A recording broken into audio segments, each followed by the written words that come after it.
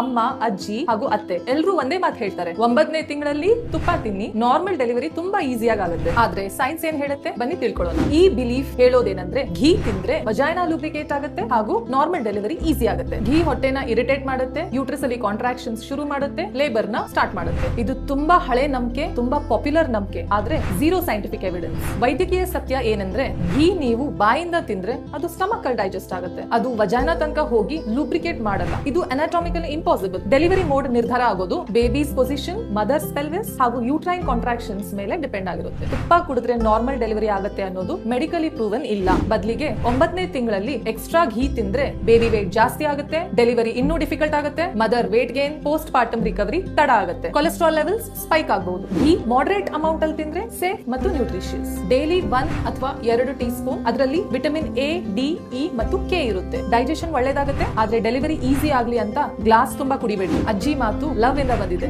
ಆದ್ರೆ ನಿಮ್ ಡೆಲಿವರಿ ನಿರ್ಧಾರ ಡಾಕ್ಟರ್ ಮಾತಿಂದ ಆಗ್ಲಿ, ಮಿತ್ತಿಂದ ಅಲ್ಲ. ಈ ವಿಡಿಯೋ ಒಬ್ಬ ಪ್ರೆಗ್ನೆಂಟ್ ತಾಯಿಗೆ ಕಾಣ್ಲಿ, ಶೇರ್ ಮಾಡಿ.